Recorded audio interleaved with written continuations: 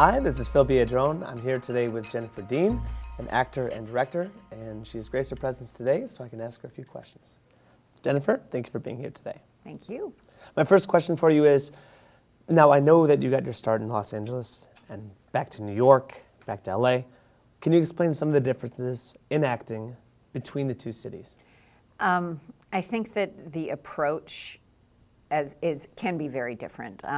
New York is a theater town, so Right. a lot of people get their start in theater, a lot of people work in theater and then do an occasional film job. The film and television industry, therefore, is informed by the theater industry in a way that it isn't here in Los Angeles. So the pool of talent usually comes from the theater. Exactly, and I think that there's more crossover. Like, whereas in LA, most people are film actors. And I have a good friend of mine who actually just got her first Broadway show, and she's from Chicago. And she came, she would work and she did a lot of theater in Chicago, and then she did Chicago Fire, which is sort of one of the big shows there. But there's much more sort of crossover where people do film and television, but they also do a lot of theater projects. Whereas I think my experience is in New York. I did or Los Angeles, sorry.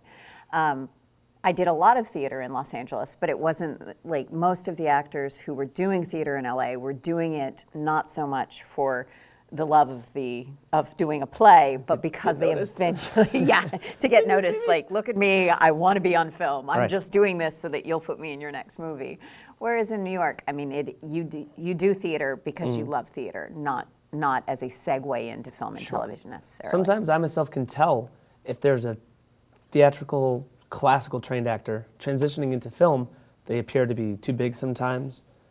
That's something, and it's funny, I've worked on independent film projects where people don't necessarily have as much experience being able to feel these things out, and they'll think a performance looks great when they're sort of engaging with it physically and not looking at it in terms of the camera, because the camera picks up on all these nuances that don't exist in the actual realm, the physical realm.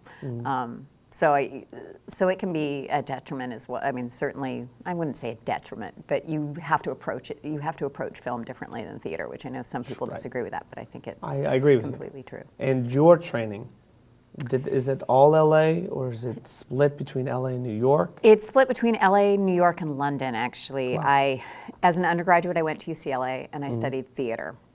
So my background is theater. I directed theater, I acted in theater, I produced performance? theater. Plays. I mean, I never did musicals. I don't sing, I don't dance. And then after that, I did a brief stint in London where I did a performance studies program at the Central School of Speech and Drama. So that was a mixture of theory and very esoteric theater performances. I would sort of say I carried a very large woman on my back and recited Shakespearean monologues, and it was all very, very odd. Well, the Brits might be onto something because they take all our roles. So. That's true. That's true. And I learned a ton doing it. And then I came back to Los Angeles, and I did do a stint at a summer at Circle in the Square in New York.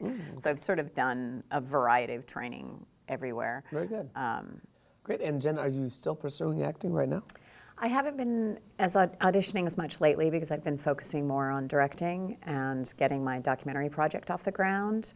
I still do readings for friends and film projects for friends. Fortunately, I still get residuals from my Law and Order job. But I just haven't been and I audition commercially, but I haven't been as active because it's sort of hard to juggle everything. Well, thank you, Jennifer, and I'll definitely get a chance to talk to you about directing.